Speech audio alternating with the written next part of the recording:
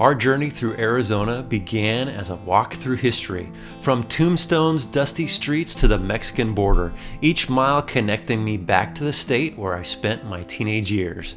But Arizona wasn't done with us yet, not even close. What lay ahead would push us deeper into the rugged heart of this unforgiving landscape. Ancient copper mines with trails carved precariously into the mountainsides, abandoned railroads reclaimed by nature, and remote paths that would test both our rigs and our resolve. The kind of terrain I never knew existed here as a kid, hidden just beyond the pavement. This next leg of our border-to-border crossing would remind us that the best adventures aren't just about the places you go, but the people you are with and the obstacles you overcome to reach them. And sometimes the most memorable moments come when things don't go according to plan. This is the Arizona I always dreamed of discovering, raw, challenging, and full of surprises. But this time, instead of just passing through, we are about to experience it the hard way. This is our Arizona bucket trip, presented by Onyx Offroad. This morning, dawn has revealed what darkness had hidden from us on our trek up here. We decamped at the doorstep of a bit of history. The ruins of an old copper mine stood silently before us, a ghost of Arizona's mining era.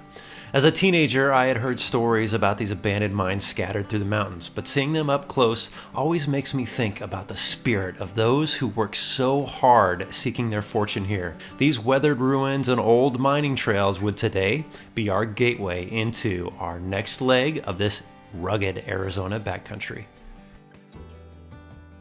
Good morning. We are on day 3 of our adventure, and boy, getting up here last night was interesting. Coming up this mountain, some shelf roads, some really tight sections in the dark. Yeah, it was a little sketchy, but it was well worth it. We didn't know what it was going to look like until this morning, and it's beautiful. And we were right next to this mine, this nice camping spot. Got these mountains and cactus all around. Gorgeous up here. So we're going to spend a little bit of time this morning exploring this area, a little more shelf roads that I'm walking on now, just see what we can find up here and then continue our adventure up north. This has been a blast so far. We are day 3 and the adventure continues. So Sean and I are closing up all our camping gear and getting ready to head up the trail, and I noticed these little paw prints on here. What do you think those might be, dude? My first thought was raccoon. Yeah. But they do look like they might be a little small to be a raccoon. They have to be fresh from today. Yeah. But I didn't see a skunk up here.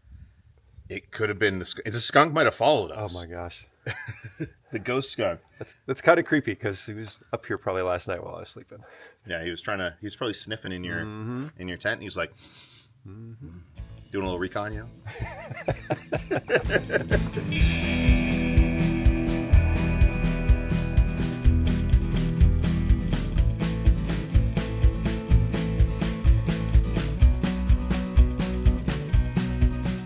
These narrow shelf roads were originally carved by miners chasing copper veins through the mountains.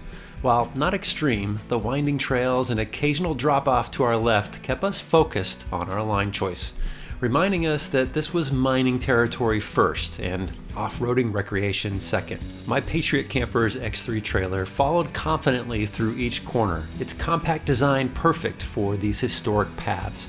Behind me, Sean's Ram 2500 made easy work of the terrain. The four-wheel camper settled comfortably in the bed. As we climbed higher, each turn revealed another piece of Arizona I'd never seen growing up. Back then, my world centered around Mesa, Arizona and its surroundings. I had no idea these hidden treasures existed just a few hours away. The further we pushed along these mining trails, the more I realized this journey wasn't just about exploring Arizona, it was about discovering the parts that I'd missed as a kid.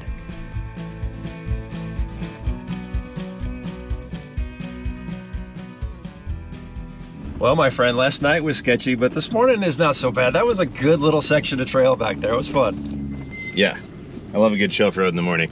Yeah, well, I mean, this isn't bad. My blood pressure's staying pretty low, but man, just to think that how much of this was carved out and all this stuff was built out here. This was been a huge operation. Yeah, can you imagine in the summer heat being out here building you know, what, or digging or whatever they're doing out here. Yeah, I know, that's crazy. You know, when I was in high school in Arizona, I worked fast food, and I worked at a drugstore, and I delivered pizzas. What did you do when you were a young man?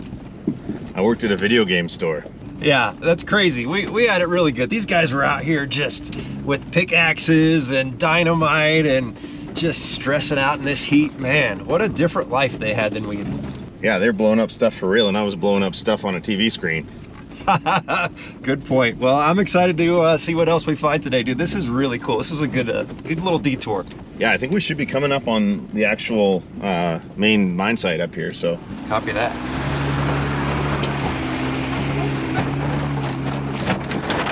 All right, we just came up that really rough, technical shelf road. It was fine. It wasn't bad. I think in the dark that would have been a little sketchy, but we've reached the top here of, I don't know, it looks like there was a Copper Creek sign and some stairs up here, and you can see big pits of the Copper Creek mining way off in the distance, and the trail splits. And so Sean is over here on Onyx Off-Road trying to figure out So this one here actually is just a short little road that actually is where the mine is marked here. Okay. So I think the actual mine, if we just go up and around the corner here a little bit, is right there. But, oh yeah, there's a spot, there's a turnaround spot there, but it looks like there's something up here.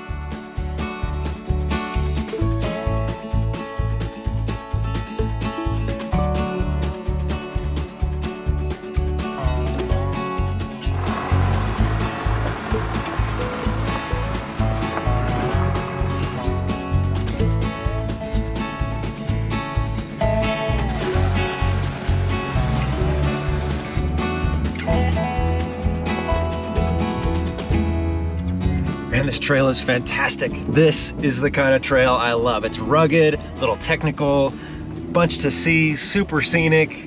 I could spend a good weekend out here exploring, and as much as we would love to do that, we do have to start thinking about getting back, heading north, but this was an excellent detour. If you are thinking about coming in this area and tackling this trail, I highly recommend it. This has been a great morning so far.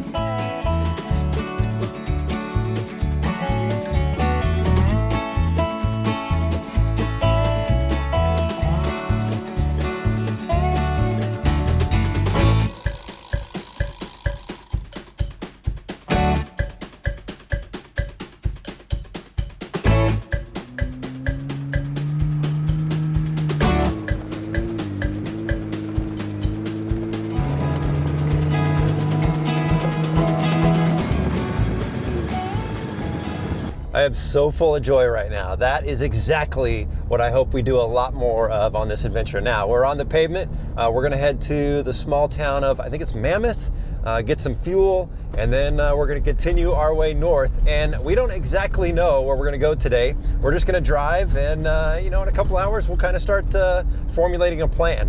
And that's how this adventure is gonna go, and man, so good.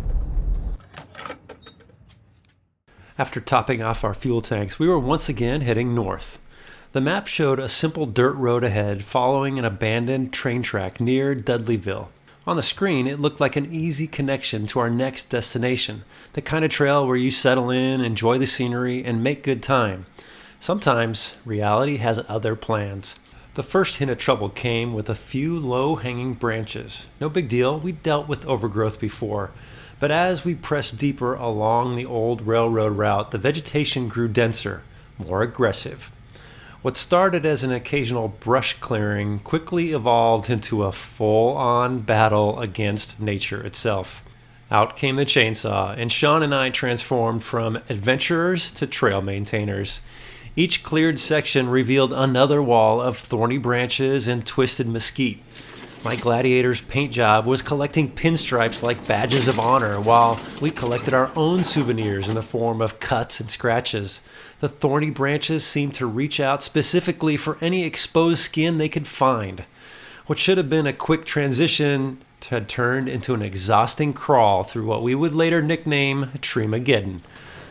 I'll bet it's been a year or two since this path was maintained, and now these trees are slowly reclaiming this trail, and it wasn't about to surrender to us easily. The irony wasn't lost on us. Here we are in the middle of the Arizona desert, fighting our way through a jungle of thorns and branches. Our rigs were built to handle challenging terrain, but this was entirely a different kind of obstacle, one that no amount of suspension lift or body armor could simply power through.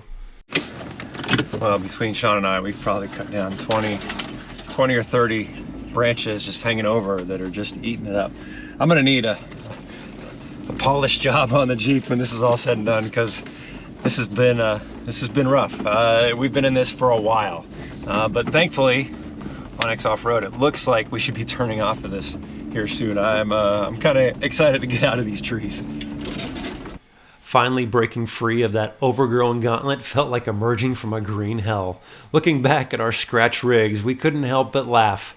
Sometimes the simplest looking trails hold the biggest surprises, and Treemagedon had definitely earned its place in our trail story. Well, for as much as I don't want to be on pavement, it's kind of nice to be on pavement for a minute. I am a little tired from just cutting tree branches down and running up and down the trail. I'm definitely filthy.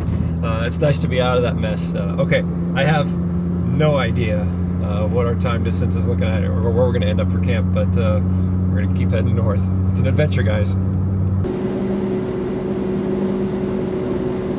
All right, that pavement drive was actually very scenic. I don't know how many miles we were on there, but it was for a little while. But we just turned off because we had option one, which was to continue on or turn left onto the difficult route, and we'll kind of see what we get ourselves into. I don't mind being back on the dirt. It's nice and smooth right now. All I know is I don't want to cut down any more trees today.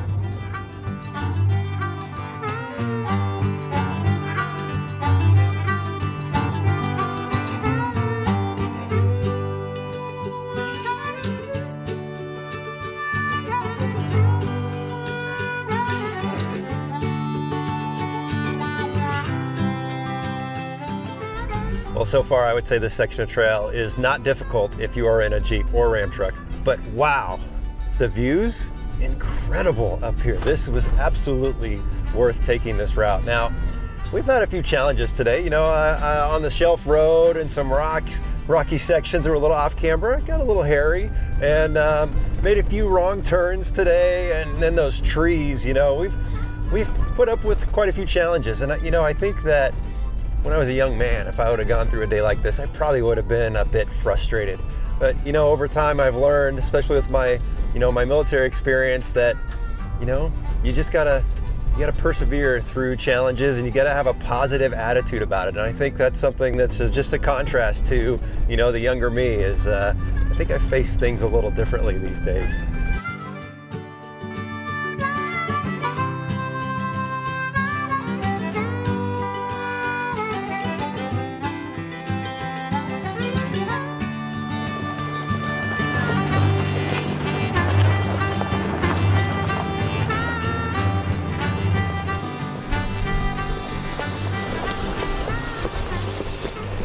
Well, Sean has got himself in a pickle. So we found 2 potential camp spots, but we were like, there might be one more.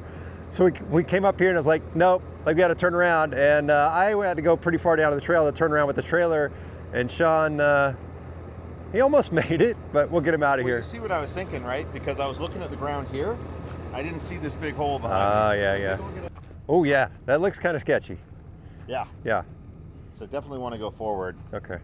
Even the most routine maneuvers can turn tricky when you've been driving all day and the sun is fading. That hidden rut was a reminder that the trail demands respect right up until you park at camp. Fortunately, we're prepared for situations like this. A winch is one of those pieces of gear you hope to never need, but this evening it would earn its keep. While Sean's stuck ram might look dramatic, this was actually a straightforward recovery. Out here in Arizona's backcountry, self-reliance isn't just about having the right gear, it's about staying alert and making smart decisions, even when camp is calling. All right, after a very adventurous afternoon on the trail and a recovery, we found camp. Now, we were here, we left, and now we're coming back. There's an old abandoned house.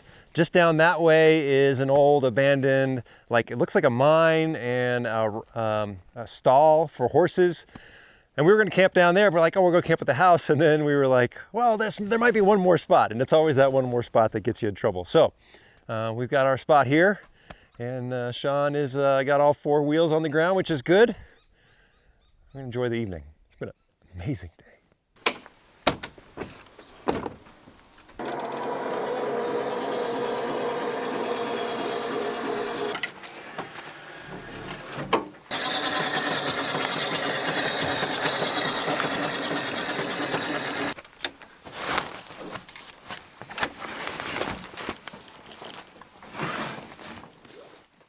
So yes, both Sean and I thought the house was a little creepy, and we were attentive to every sound we would hear throughout the night. But our campsite is flat, surrounded by trees, and protected from the wind. So we thought.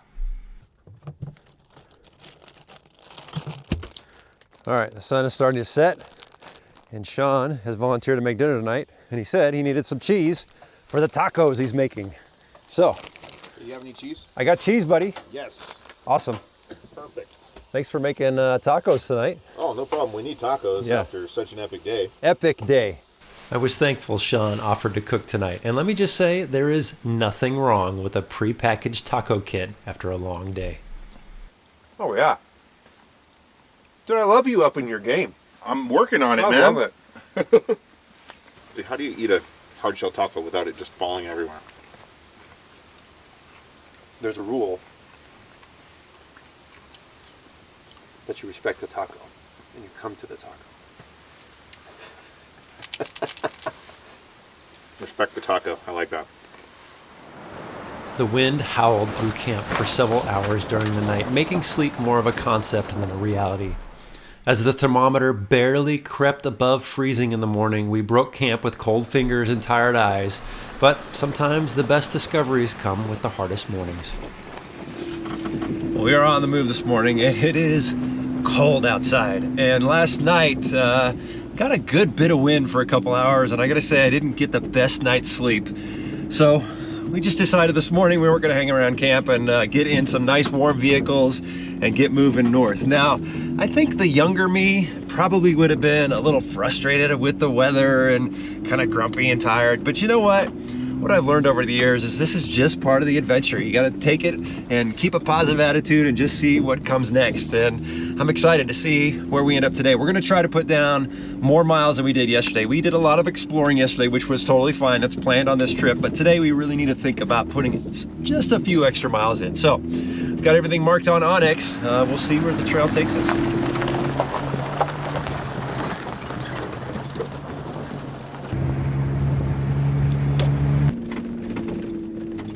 Mile after mile, we climbed higher into the mountains until we were finally in the pine trees. These were some of the same pines I'd driven past as a teenager, but back then they were just scenery through a car window. Now we are deeper among them, discovering the hidden trail and remote corners that make Arizona's high country so special. Even with heavy eyes and plenty of miles ahead, being immersed in this majestic forest brought new energy. This wasn't just passing through anymore. This was truly experiencing Arizona.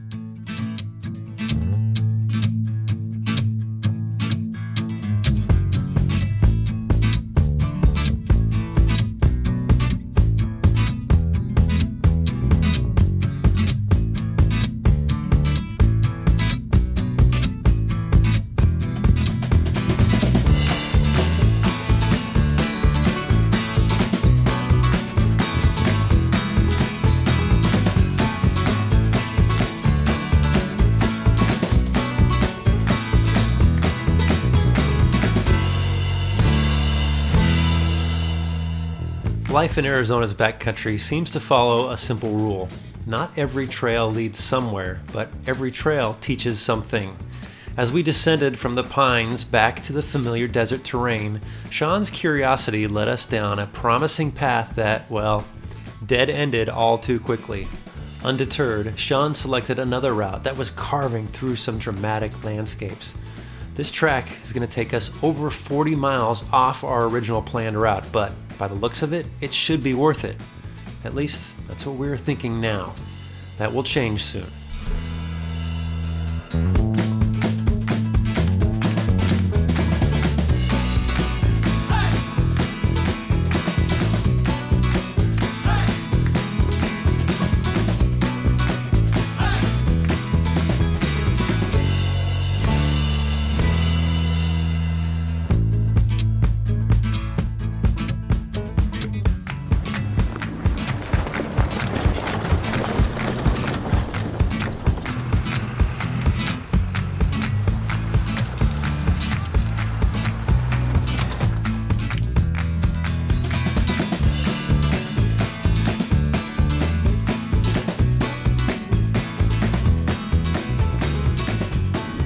Well, Sean and I both agree that making this detour has already been well worth it, but we're excited to see what's down here in the canyon. That's going to be epic, I think. Now, this is going to take us way out of our planned route, our pseudo-planned route. We're going to not backtrack here. We're actually going to hit the pavement and go north a little ways and then hit another trail and then connect back to kind of the route we had. Our objective was to do exactly what we're doing today, and that is explore some epic trails along the way. We do have to worry about fuel, but we'll see how it goes. First, let's get down to this canyon and see what it's all about.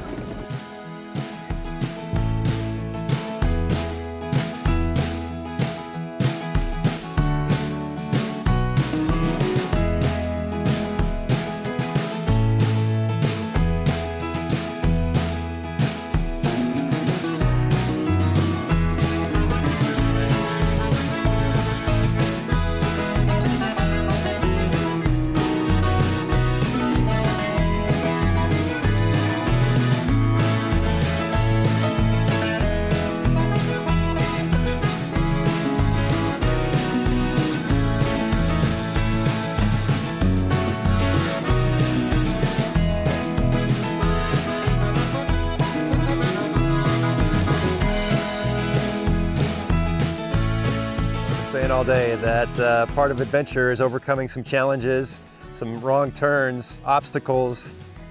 This one is kind of a big one. The road is closed. Sean was able to use his Starlink and look on Onyx Offroad, and there actually is a blocked section of the road on this end we're not going to be able to pass. So thankfully that sign's here. Yeah. We're going to make the call. Fuel is still a concern because now we have quite a ways to go back.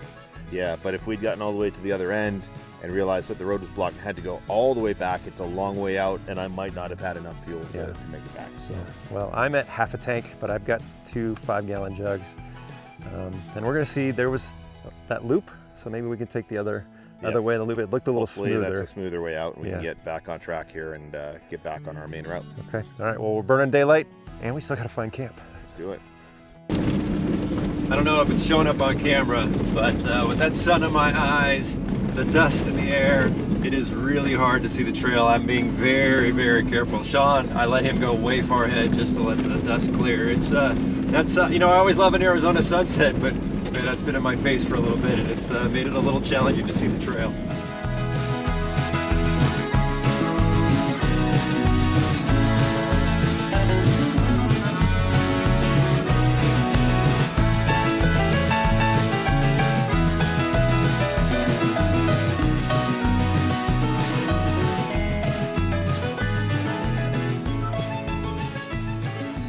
What a heck of a day. Totally worth that detour. It was. Even though it ended up requiring a little bit of re-navigation. Yeah. Yeah. So, it happens. Yeah, it happens. That's just part of it. It was worth going out there and checking out. But that was another 2 hours back. And then you said you're just over a quarter tank of fuel. Yeah. Yeah. I'm actually okay. But there's no way that, so we're kind of where we started. We didn't get that far today. Yeah, we didn't get very, well, no, we got far We did actually. From there to here, but we didn't get as far as we had hoped we were gonna get. So we found, remember that trail that we went down that had the fence and we turned around? Well, there just happened to be a campsite there, and we're like, you know what, let's just go camp there. It's not the best campsite, but there's big saguaro cactus all around. And we got a little shelter and charcuterie, and we're gonna have kebabs and something that became our favorite meal on our Arctic trip. Pre-cooked baby back ribs. All you have to do is heat them up on the grill and done. So good. So that's dinner for tonight. Adventure continues tomorrow. Oh yeah.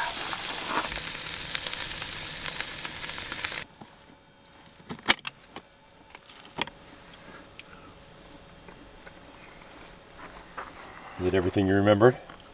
Electrifying. Oh. Why did you use the word electrifying, Sean? Just curious. Everything I touch is giving me static shocks, and I don't know why. It was a good day, brother. It was a good day. As another simple and tasty camp dinner comes to a close, the next leg of our journey beckons. Ahead lies a landscape shaped by fire, where ancient volcanoes left their mark in fields of black cinder and volcanic rock. But it's what comes after this that has my heart racing. A campsite on the edge of the Grand Canyon awaits, promising the kind of views I could only dream about as a kid growing up here. But reaching the Utah border won't be easy. The trails ahead will test our rigs, challenge our navigation skills again, and remind us why Arizona's backcountry demands respect. This adventure is about to reach new heights, literally.